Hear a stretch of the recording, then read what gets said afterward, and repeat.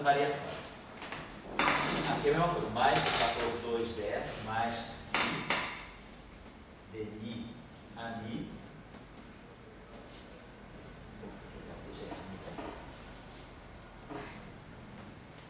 e o delta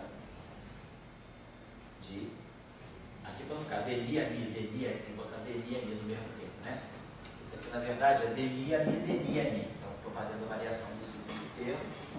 A variação do quadrado é 2 vezes a grandeza vezes a sua variação. A variação de x2 é 2x delta x.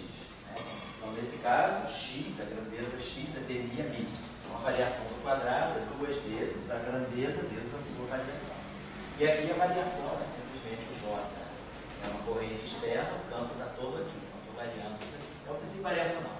Aqui vamos fazer o seguinte, para ficar ami, vamos chamar isso aqui de ami. JMI, vai ficar tudo padronizado. JMI, DMI, e aqui é a mesma coisa. Então aqui observe o seguinte, a variação está aqui. Então esse termo é DMI delta AMI menos DMI delta AMI. É esse termo aqui, variando só, variando em relação aos campos, tá? Isso aqui é DMI AMI menos DMI AMI, mas quando eu vario o campo, né, então vai ficar DMI do delta AMI menos DMI do delta AMI. Então esse objeto aqui é assimétrico. Isso aqui é antissimétrico. Isso aqui também é antissimétrico. Então eu posso cancelar esse termo. Esse termo menos esse vai dar a mesma contribuição. Então eu cancelo esse termo e boto um fator 2. Então eu posso botar um fator 2 que vai desaparecer no meio. E aí, em vez de fazer o delta do f mini, eu faço simplesmente o dmi do delta mini. Então esse termo pode ser reconduzido a essa forma aqui. Dmi do delta mini.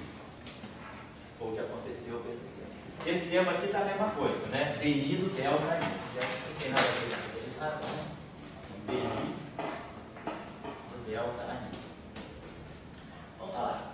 Agora, esse termo aqui, esse delta não está livre. Se o variacional, a gente precisa deixar as variações livres. Então, o que eu tenho que fazer? Faço uma integração desse termo aqui. Eu posso escrever ele assim. Isso aqui é dmi do f mini delta AMI menos dmi do f mini delta AMI. Simplesmente uso que esse termo aqui eu escrevo como sendo a derivada do produto menos a derivada do primeiro. Vai dar exatamente esse termo aqui. Claro, esse termo aqui, dentro de uma lagrangiana, é uma derivada total. Isso aqui é um termo de superfície. Né? Então, a gente imagina o termo de superfície, esses campos caem a zero suficientemente rápido no infinito, de tal maneira que esse termo é um termo de derivada total, eu arranco fora das equações, não dá contribuição para a equação de movimento, ele está dando contribuição do campo só no infinito. Esse termo aqui fica, então, tem a variação do campo, vezes isso. A mesma coisa eu vou fazer aqui, eu vou escrever essa derivada atuando no todo, menos essa derivada atuando aqui. Então esse termo vai ficar assim, ó, menos, então esse termo ficou, deixa eu botar esse termo aqui. Então, usando, né, esse dispositivo da integração parcial, esse termo aqui ficou menos dmi f mini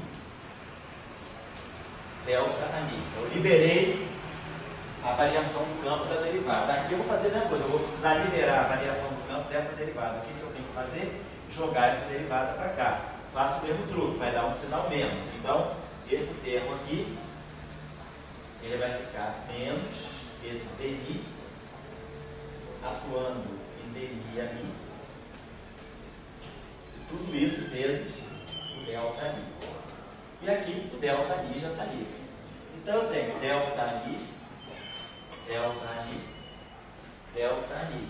Então, pelo princípio variacional, a equação de campo que vai sair dessa densidade de Lagrangiana aqui é a seguinte.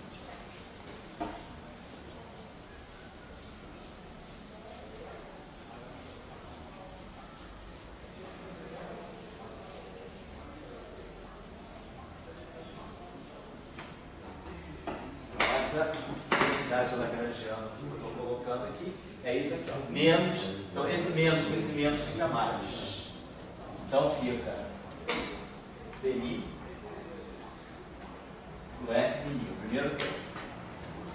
Agora a variação é livre. Então, abandonar o delta menos fica mais. Aqui fica menos si DI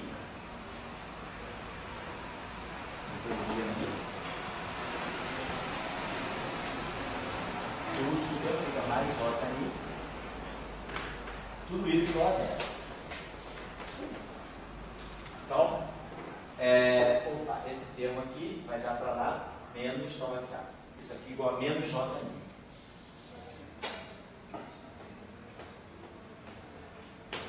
Então, esse termo aqui saiu bonitinho, esse termo aqui saiu com o sinal trocado, então eu vou ter que trocar o sinal menos aqui. E esse termo aqui saiu com o sinal trocado, coloca o sinal menos aqui. Então, se eu partisse daqui, basta trocar o sinal do psi. Então, se eu saio com esse sinal menos e com esse sinal menos, faço o princípio variacional e vou obter essa equação.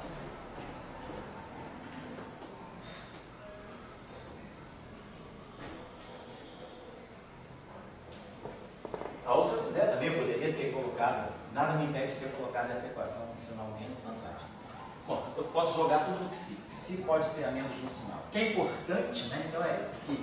Eu tenho uma densidade de Lagrangiano da qual eu vou tirar a equação que eu estou usando para descrever campo de Maxwell. E aí eu estou interpretando o seguinte, eu estou vendo que esse termo aqui, que é o termo que me resolveu o problema, colocando um setor de spin zero e permitindo a inversão, é esse termo que aparece dessa forma aqui. O que eu estou fazendo com esse termo aqui? Então, eu estou introduzindo esse termo no Lagrangiano. Eu estou dando, agora estou jogando, porque o Lagrangiano de Maxwell, aqui ele exclui a parte longitudinal, ele é puramente transverso, eu estou jogando a parte longitudinal. Então, esse termo aqui, então, qual é o seguinte? Então, esse termo aqui permitiu, deixa eu botar isso aqui de novo, apagar isso aqui.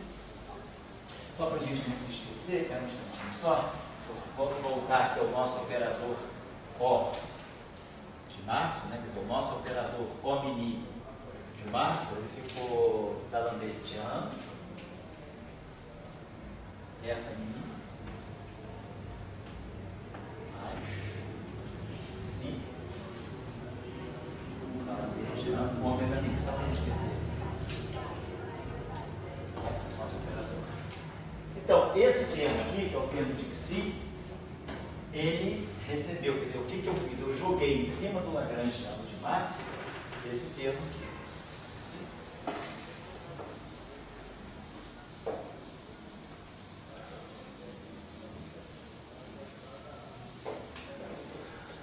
Então, eu joguei esse termo novo aqui. Esse termo novo aqui, vamos explicar, vamos justificar melhor, ele se chama termo de fixação de calibre, é o chamado termo de gate fix.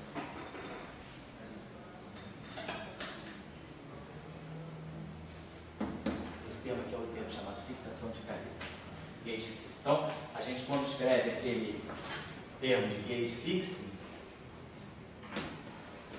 a gente escreve ele dessa forma, menos si sobre 2 DI ao quadrado. Tem autores que, ao invés de colocar o psi no numerador, colocam o psi no denominador. Chama esse psi de 1 sobre alfa, também você pode fazer isso. Você pode chamar esse psi de menos 1 sobre alfa, às vezes a convenção que se usa também é assim. Escreve seu Lagrangiano de gate fix dessa forma. 1 sobre 2 alfa. Então vai agora, então está sendo filmado aí. Então, um abraço lá para o pessoal. DI ao quadrado. Então eu posso introduzir também o Lagrangiano dessa forma, se quiser. Porque isso é uma questão de conversão. Ou tem livro que você olha o Lagrangiano de gate fix, está direto. 1 sobre 2 alfa, DI ao quadrado. Ou então ele é menos que si sobre 2, DI ao quadrado. Tanto faz, é um parâmetro, né, que si é 1 menos 1 sobre alfa. Tanto faz. Pode adotar. Eu vou adotar essa anotação aqui, é mais popular. Então eu vou dizer. Não tem não, é uma questão de costume mesmo. Eu vou então adotar essa anotação, vamos colocar aqui dessa forma. Mais 1 sobre 2 alfa. Só chamar o psi de menos 1 sobre 2 alfa, DI a mi ao quadrado.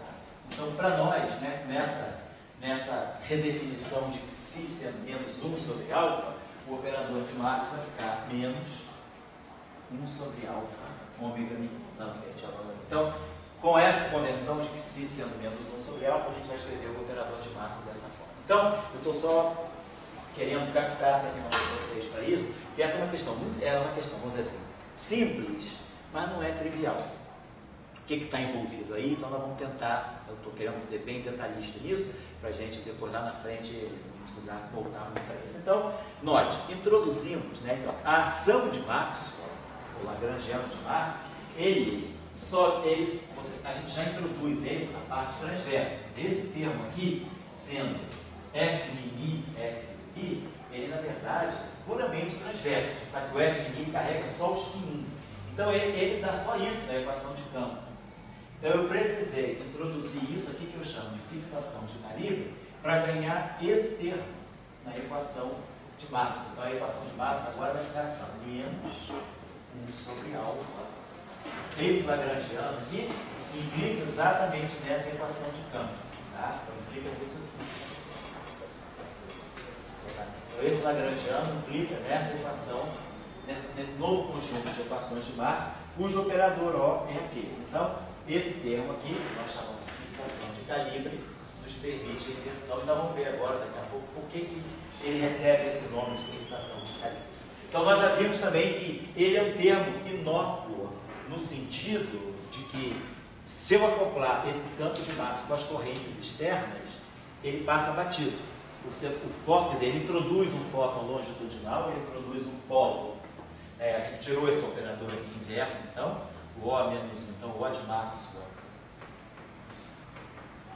a menos 1 ficou 1 sobre D'Alembertiano, θ mini,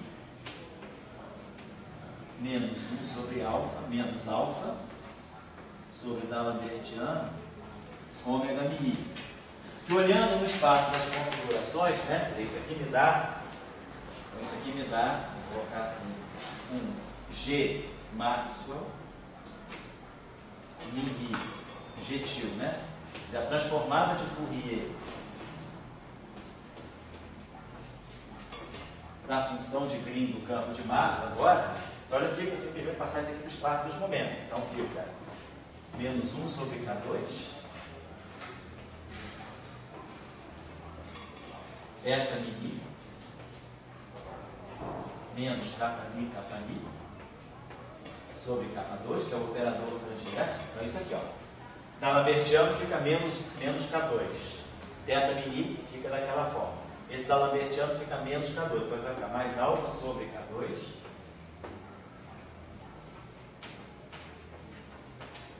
E o operador transverso no espaço dos momentos. Kappa-mi sobre K2. Se quiser, eu posso juntar tudo dessa forma. Eu deixo menos 1 sobre K2 θ mini, menos 1 sobre K2 θ mini, muitas vezes aparece nessa forma. E aí, esse termo aqui, ó, é 1 sobre K2, então vai ficar aqui mais, né? Ele fica 1. Continua ali no quadro, né? Vai tudo para cá, isso. Mais 1 mais alfa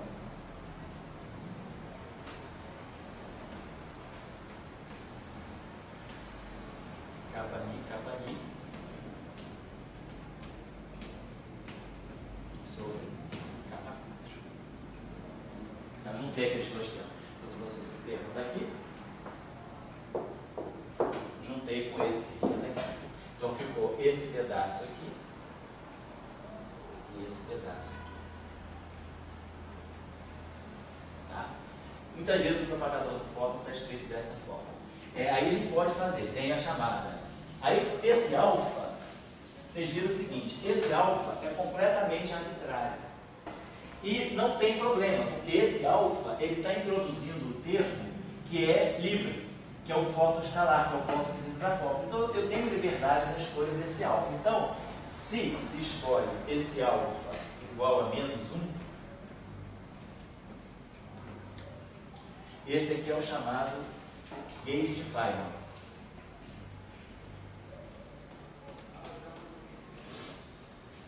E aí ele zera essa parte. Então, nesse gauge de Feynman, função de Green de Maxwell, mini, ela fica muito simples. Ela é menos eta mini menos 1 sobre K2 eta mini. Isso é chamado gauge factor. A gente pode escolher alfa igual a menos 1. Uma outra escolha de gauge, por exemplo, seria... Pois não? Não. O alfa igual a 0, não pode ser. Pois é, alfa igual a 0. Posso escolher alfa igual a 0. Mas a gente pode. Eu não posso escolher alfa igual a 0 aqui. Exatamente. Aqui você não pode escolher no Lagrangiano, você pode escolher aqui. Quer dizer, na verdade, se você fizer alfa tendendo a 0, vamos colocar assim, né? Se você fizer alfa igual a 0, você vamos botar aqui alfa igual a 0. O que seria? Esse é o chamado gauge de Landau.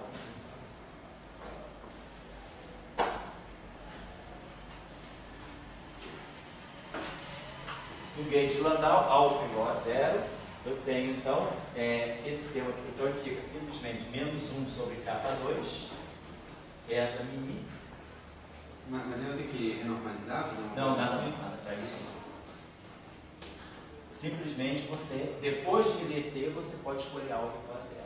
Então está lá, alfa igual a 0, te dá aquele objeto lá completamente transverso. Esse gauge de Landau, ele parece ser um gauge que tem propriedades muito especiais. O grupo lá da UERJ, justamente o grupo aí do Vitor Leme, que é um grupo de Sorella, o grupo lá da UERJ, eles têm uma série de trabalhos em normalização de teorias de N-Bill, usando formulação de DRS, em que o estudo do gauge de Landau revela muitos aspectos interessantes no processo de quantização do campo, não do campo, vamos dizer, do campo abeliano, no caso não abeliano, no caso da QCD, o estudo dos blues, por exemplo, no gauge de Landau, parece ter propriedades muito interessantes. O grupo da UERJ vem trabalhando nisso há bastante tempo. O Sorella, Vitor Mendes, Marcelo Guimarães, tem o Márcio Capri, o grupo todo lá. Então, esse gauge parece ser muito especial para muitos aspectos. Então, nós temos essa liberdade de escolher esse alvo, porque esse parâmetro ele é colocado aqui, porque nós temos um problema, né, relativístico. O campo, como eu estava conversando com o Dória, o campo de spin 1, ele, a equação de Maxwell, ela só dá o spin 1, ela deixa o spin 0 de fora. E isso, para poder, de uma certa maneira, quebrar, quer dizer, não quebrar a covariância, eu tenho que introduzir o spin 0 para poder ter uma função de Green inversível. Senão, eu fico sem a possibilidade de ter uma função de Green. Então, o único jeito de eu ter uma função de Green por fora é introduzindo propagação para a parte longitudinal. Mas a propagação, ela deixa o fóton longitudinal desacoplado. Então, isso me dá a liberdade de deixar esse termo solto. Eu sei que mesmo com a interação, devido a essa corrente ser conservada, a parte longitudinal desse campo não se acopla. Então, isso me deixa à vontade. Agora, estou querendo dizer, e nós chamamos esse Lagrangiano aqui de um Lagrangiano de gauge fixo. Então, eu vou querer agora trabalhar um pouquinho mais com vocês até o final da aula, qual é o significado da simetria de gauge no campo de Maxwell e o que essa simetria de gauge me justifica, a denominação de que esse termo é chamado de um termo de gauge fixo. Mas fisicamente, o que eu estou colocando para vocês é que nós precisamos introduzir esse termo aqui, quer dizer, eu coloco esse termo, mas com certos compromissos. Eu coloco esse termo para poder falar de uma função de Green por fora, mas ao mesmo tempo, esse termo me traz um problema, ele introduz um fóton longitudinal, mas eu não quero física para o fóton longitudinal.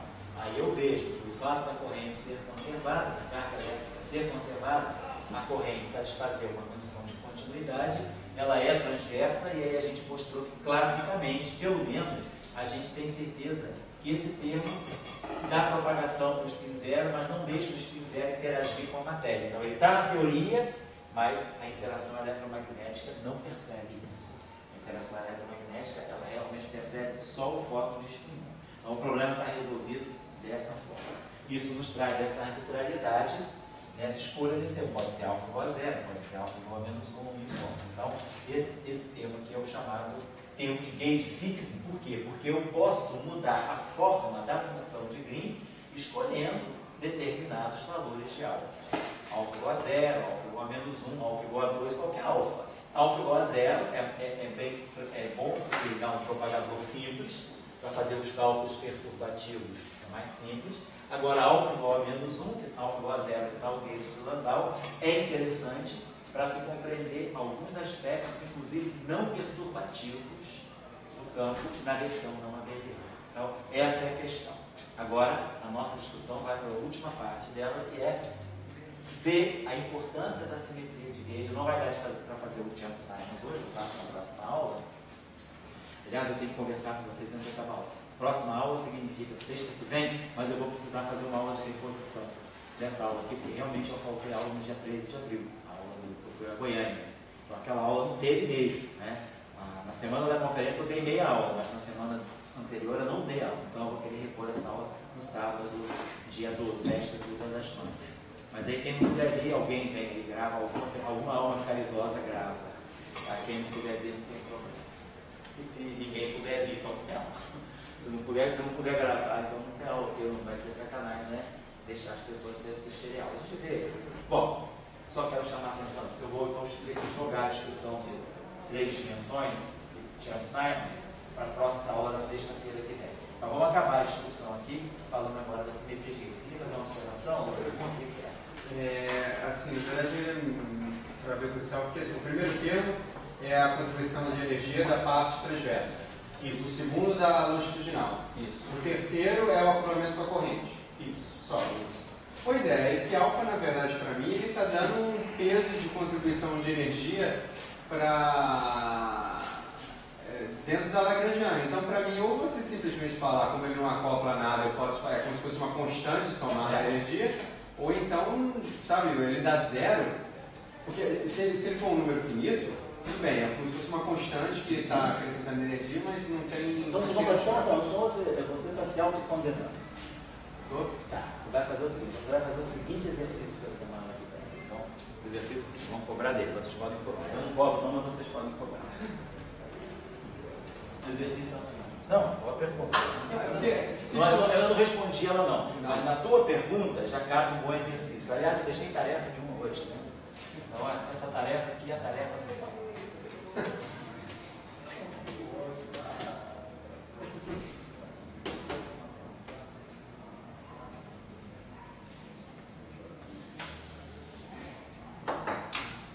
Então a tarefa do Saulo é a seguinte: curso de eletromagnetismo. Nós fizemos um exercício semana passada. Tirar o tensor de energia, momento do campo eletromagnético, né? Usando essa equação aqui. Então o exercício agora é chegar à expressão.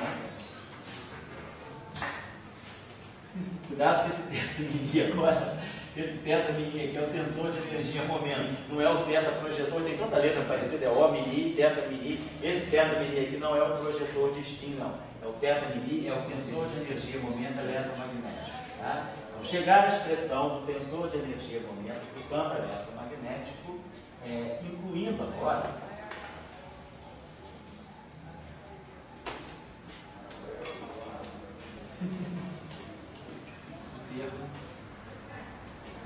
de gauge fixa. Então o exercício que a gente tem é o seguinte: dmi f mini menos 1 sobre alfa dmi mini igual a j em. Você lembra que para fazer esse exercício, o que nós fizemos? Nós pegamos a equação de Maxwell e a gente multiplicava ambos os membros dessa equação de Maxwell por um f de k.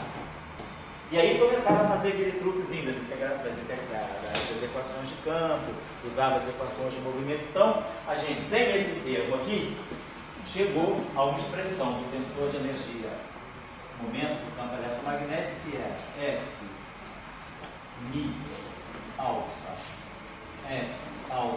mi mais 1 quarto de eta mi f kappa lambda f kappa lambda. A gente tinha trabalhado essa equação aqui e ganhava isso. Tinha que a lei, não tinha uma lei de conservação. Isso aqui me dava a força de Lorentz, a gente tirava a força de Lorentz. O que a gente faz agora é o mesmo exercício. Chegando então, qual é a contribuição desse termo que o Saulo está falando para o tensor de energia momento? Vocês vão ver que isso aí Vai fazer vocês pensarem. Quem chegar na resposta vai ganhar. Certamente vocês vão ganhar. O meio de ε0 é 2, mais o meio de B2 sobre M0, mais a parte dependente. E aí eu quero que vocês entendam que mensagem esse termo aí do fóton longitudinal está mandando para o tensor de energia momento. Tá certo, Saulo? E aí a tua questão é, então, quando você coloca o tensor de energia momento, esse termo aqui, né, no Lagrangiano, desculpa, Acho que o Edgar esqueceu, né? Foi embora. não, tá aí. Tá ali, ó, tá chegando. Eu fui conferir se o Caiu aí, eu não vou deixar que eu... O que é lixo?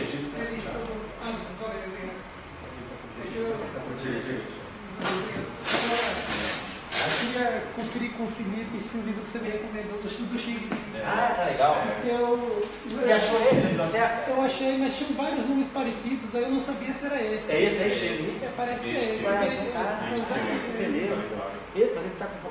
São os dois jogos. Tem mais 2 exemplares aí. Ah, que bom, cara. Sabe por quê? Porque tinha um sumido. Tem mais 2 exemplares que eu vi, nem estante do lado de dentro. Bom, esse livro é muito bom. Eu, na minha opinião, ainda é um dos melhores. Né? Bom, então, voltando lá, Saulo. Esse termo aqui, quando você vai observar, ele vai dar uma contribuição negativa do tensor de energia momento. Então, se você observar o tensor de energia, esquece a interação. O tensor de energia momento do campo eletromagnético livre é 2 mais P2. Então, é uma energia positiva definida. A introdução desse termo aqui dá uma contribuição negativa para a energia, para a teoria livre, vamos colocar assim. Mas, como você pode escolher essa condição aqui, vamos colocar agora a condição do calibre, né? Esse termo, é o que eu quero discutir agora, esse termo aqui colocado no Lagrangiano e colocado na função de Green, ele aparece dessa forma, no Lagrangiano dessa forma, na equação de campo dessa forma e na função de Green dessa forma. Mas a pergunta é, a minha teoria de Maxwell, ela tem simetria de calibre. Então, esse termo que está aqui, ele é um reflexo dessa simetria. Então, faz esse exercício aqui, para você se certificar que esse termo dá uma contribuição realmente espúria para a energia e para o momento. Mas agora, a simetria que nós temos, né? Como é que fica o mínimo lower bound? Oi? Como é que fica? Pois é, se ele dá uma energia negativa, a pergunta é, então, eu perderia a positividade da energia. Isso é um problema, porque eu teria uma energia tão negativa quanto eu queira, eu não posso falar de um estado fundamental, como é que eu vou quantizar? Essa aqui é a questão. Então, o que a gente vai fazer? Você vai ver que esse termo aí, ele pode ser eliminado por uma escolha de calibre. Então, esse termo aí não é perigoso. Esse termo aí é um efeito fictício apenas da simetria de calibre. Essa discussão que eu quero colocar para Também vocês. não vai explodir a energia. Oi? Também não vai explodir. Não vai. Então, o que eu quero colocar para vocês é o seguinte, na verdade, né, a teoria de Maxwell, quando a gente escreve, a gente lançou mão desse termo aqui para poder fazer a inversão, para poder tirar a função de B. Mas se a gente lembrar bem, a teoria de Maxwell, ela é isso aqui.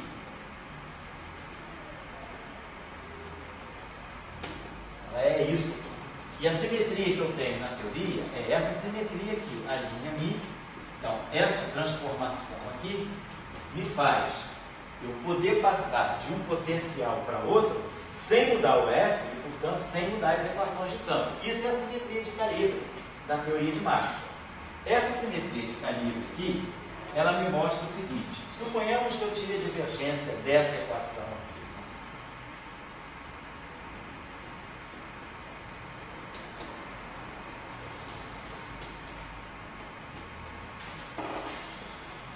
Se eu tirar a divergência dessa equação, eu ganho nessa equação. Então, suponhamos que eu esteja trabalhando com uma configuração de potenciais, estou trabalhando com um potencial que não tem divergência nula.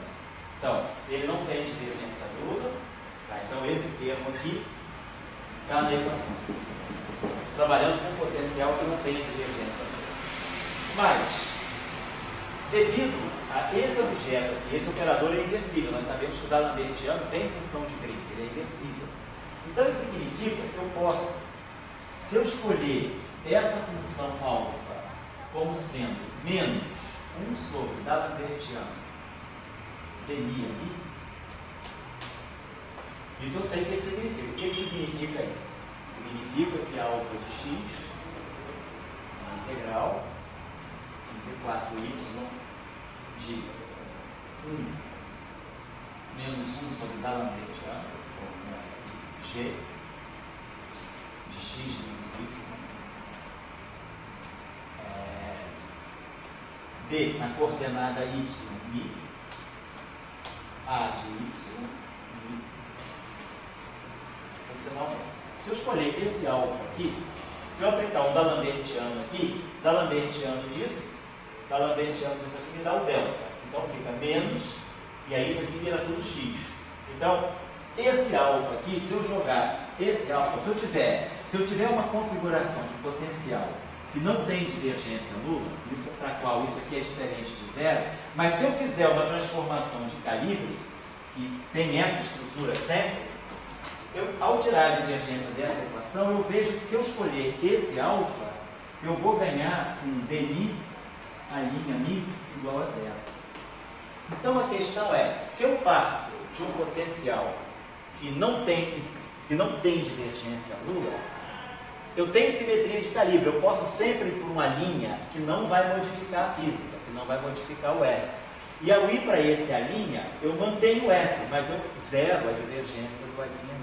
Então, se eu estou ou não numa configuração de dmi igual a zero, pouco importa. Se o dmi é zero numa configuração, não é zero, eu mato esse termo. Mas aí vocês falam, pô, mas se você mata esse termo, então eu estou escolhendo o calibre. Eu escolhi uma simetria, eu escolhi um alfa, tal, que, vamos dizer, eu pego um ami, aí tiro a divergência dele, não deu zero. Fala, poxa, não dá zero. Então, mas eu posso trabalhar com outro mi. A partir dele, eu passo por uma linha mi, que é a mi mais dmi alfa, e aí escolho o alfa daquela maneira, escolhendo o alfa daquela maneira, eu tenho certeza que o dmi do a' mi é zero. Então eu consigo passar de uma configuração de dmi a mi diferente do zero para uma configuração de dmi a mi igual a zero. E aí, ao fazer isso, eu estou matando esse termo, mas estou matando o termo que está aqui dentro também, que isso aqui não é mais teto transverso, porque isso aqui é dmi a mi menos dmi a mi. Mas se eu escolher uma configuração, então eu vou passar para uma família assim agora. Vou escrever essa equação assim, tudo linha. Então, dmi do a' mi virou zero. Isso aqui é D'Alembertiano do a' mi. Mas isso aqui vai pegar um dmi do a' mi, que é zero. Então isso aqui vai ficar igual ao j'. E aí isso aqui eu consigo inverter. Então eu não perdi a invertibilidade para poder tirar a função de green. Então isso está significando o seguinte, que se eu partir de uma configuração que não tem divergência nula, eu posso chegar a uma configuração que tem divergência nula, e eu não estou decretando que isso aqui é zero à mão. Eu tenho uma simetria que me permite sempre passar de uma família de potenciais para outra e chegar a uma condição de dmi a linha mi igual a zero. Então, essa condição aqui é o que nós chamamos de condição de fixação de calibre. Então, quando nós falamos, eu vou trabalhar com dmi a mi igual a zero, significa que eu estou escolhendo um calibre. Então, isso aqui, essa condição, dmi a mi igual a zero, dmi a mi ao quadrado, é a condição que está aparecendo aqui. Aqui, isso aqui é o lagrangiano.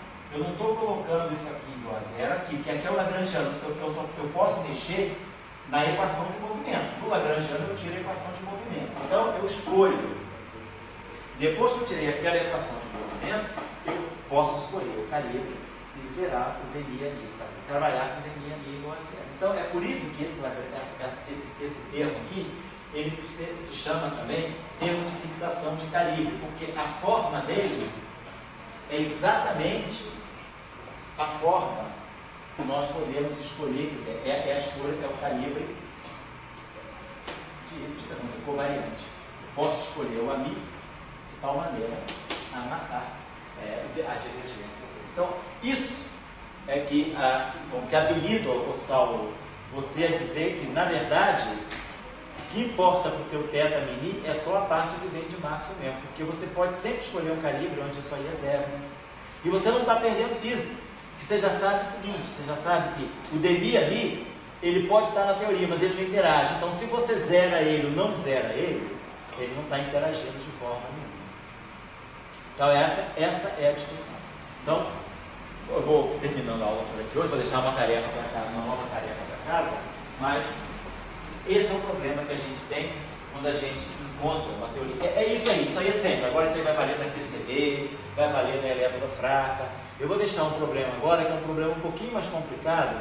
Você já fez o curso de interações fundamentais? Quem já fez o curso de interações fundamentais, estudou o mecanismo de Higgs, eu vou dar um exercício agora, que ele, dentro dele tem um mecanismo de Higgs, mas é para vocês tirarem função de Green. Vocês viram o seguinte, nós fizemos a função de Green do campo escalar, fizemos a função de Green do campo espinorial, fizemos a função de Green do campo de Maxwell, que é essa aí, e fizemos a função de Green do campo de prova. Eu agora vou misturar duas coisas. Eu vou pedir para vocês calcularem uma função de Green que mistura o campo de Maxwell, quer dizer, mistura o campo vetorial com o campo escalar. Então a questão vai ser assim.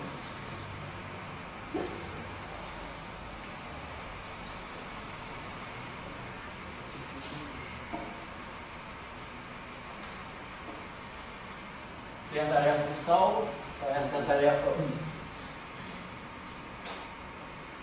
Já vou acabar, tá?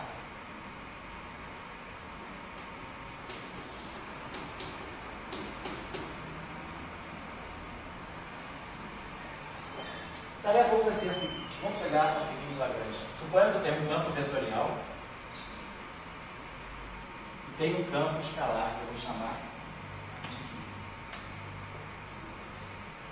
Vou chamar de H, por causa de Higgs, né? Porque é a questão prática. Vou chamar de escalar H, maiúsculo. Eu estou propondo a seguinte densidade lagrangiana, então, menos 1/4 do F mini e F mini, que é o termo de Maxwell do centro.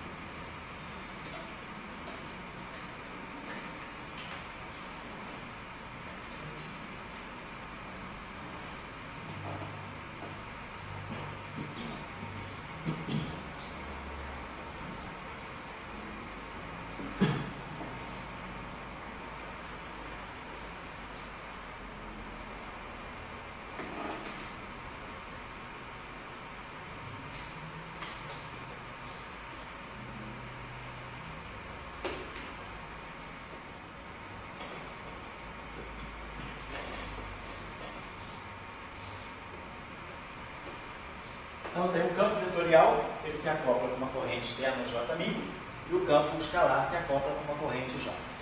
Então, eu tenho um sistema agora acoplado, mas os dois campos não estão desacoplados. Eu tenho esse termo aqui, que liga o AMI com o H. Então, quando eu tirar a equação de campo do AMI, vai aparecer uma contribuição vinda do H. E quando eu tirar a equação de campo do H, vai aparecer uma contribuição vinda do AMI. Então, o primeiro exercício, a primeira parte da tarefa é escrever as equações de Euler-Lagrange, tanto para AMI quanto para H. Escrever as duas equações de Euler-Lagrange, tá? Então, parte 1. E escrever as equações de campo, né?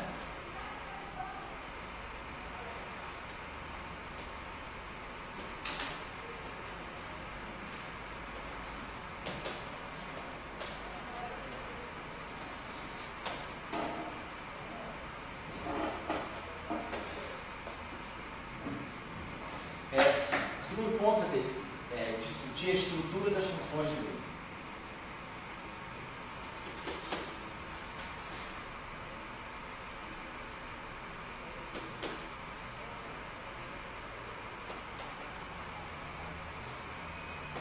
que vocês vão precisar discutir a estrutura das funções de green? Imagina a seguinte situação.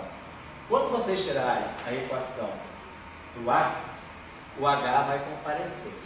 Então, nós vamos ter alguma coisa assim. Na equação do A, eu vou ter, eu tenho um operador O atuando no A, mas o H também vai comparecer. Então, eu posso ter um operador O til atuando no H. Isso aqui vai ser igual ao J, vai ser igual ao J. Essa equação, quando eu fizer o princípio variacional do A, eu vou variar A aqui, vou variar A aqui, vou variar A aqui, eu vou ganhar uma equação de campo que envolve AH e o J. Então, o H está percebendo a corrente que se acopla com o fóton. Quando eu tirar a equação, fizer um princípio variacional do H, eu vou ter um operador aqui, que pode ser, sei lá, um O chapéu, atuando no H, mas aí ao fazer o princípio variacional aqui, o A vai entrar também.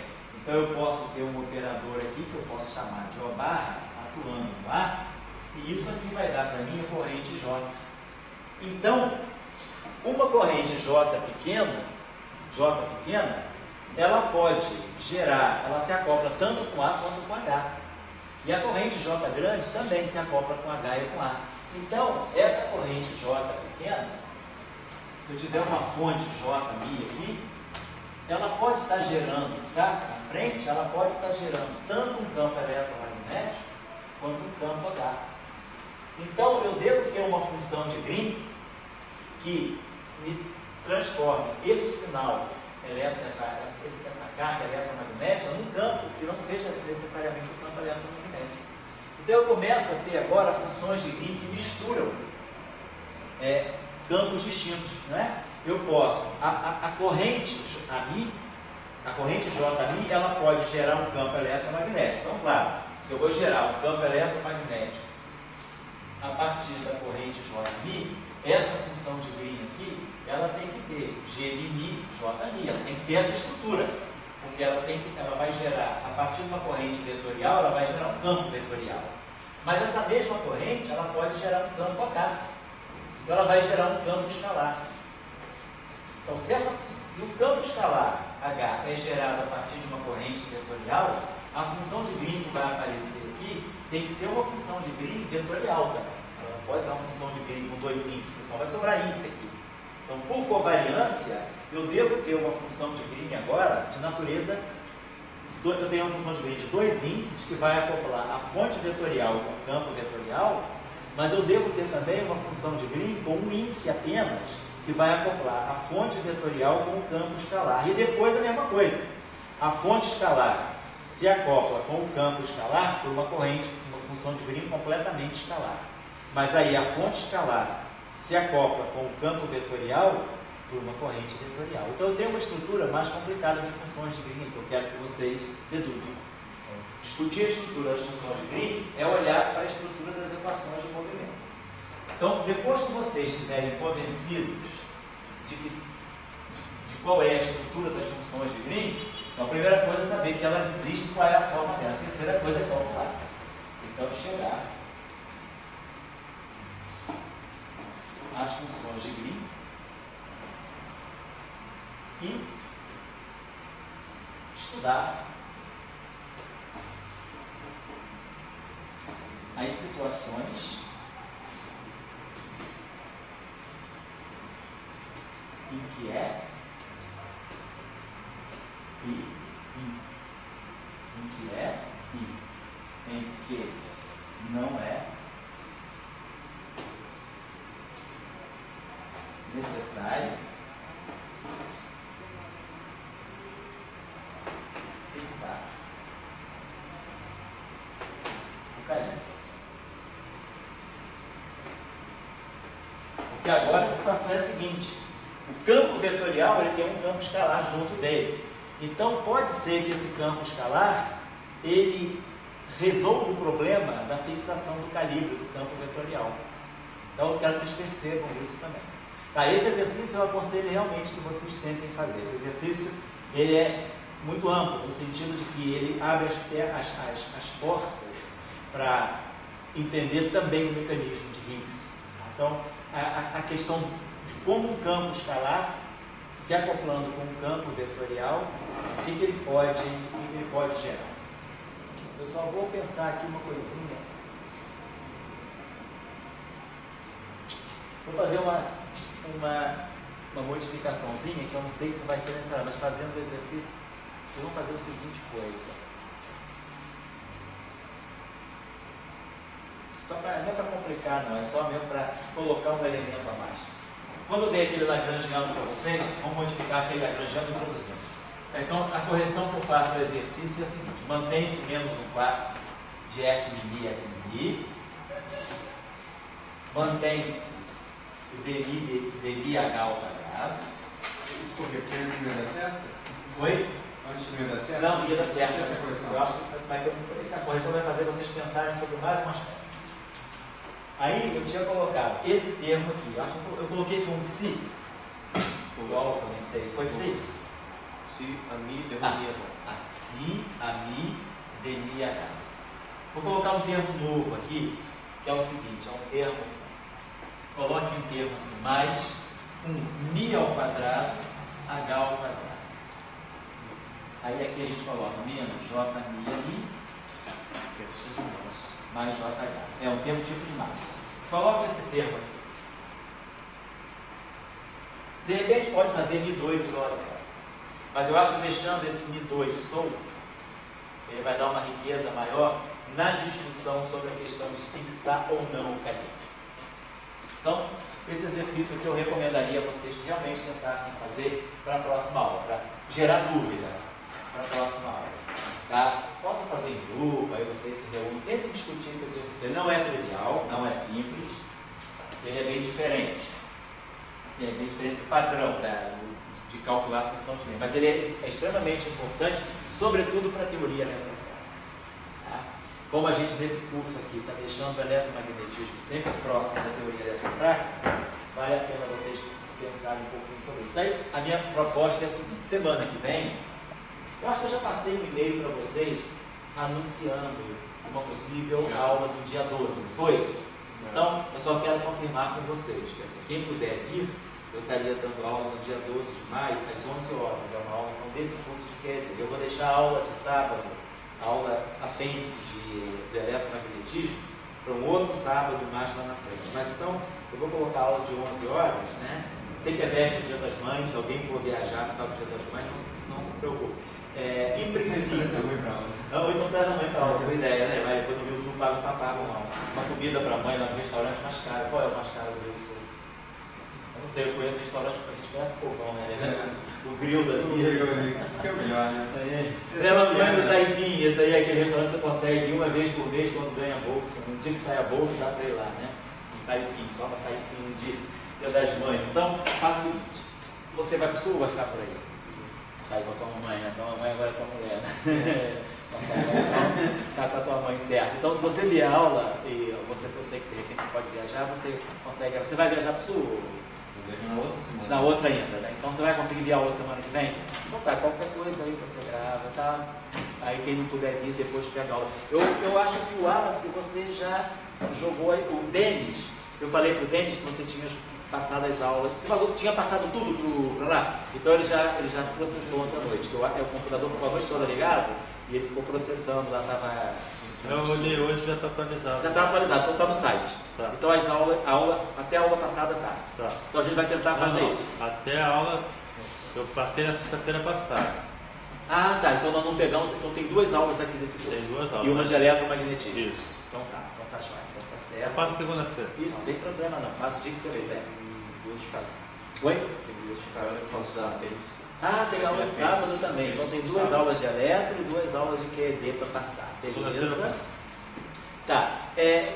Ninguém mais sabe passar, só você, porque eu não fico sobrecarregando muito. Eu sei que você vem aqui, você faz, mas, por exemplo, se você também dividir a tarefa com alguém, você saberia. Depois você ensina, porque o Felipe está sempre aqui, o Felipe, o Ricardo, o Leonardo. Se você puder ensinar para algum deles a passar, a simplesmente jogar a aula da filmadora para o meu computador, que aí o Denis lá na Bahia, ele puxa e já processa tudo e bota no servidor. O negócio é só jogar, porque dura 10 minutos isso, né? É rápido. Rapidinho. Então, se vocês um dia puderem ir lá no Wallace, porque aí vocês podem fazer isso no dia que o Wallace não vem, então não vem todo dia aqui, claro, né? Tá Certo, gente? Então, bom trabalho para vocês. Ah, você também pode aprender isso. Aprender. Ah,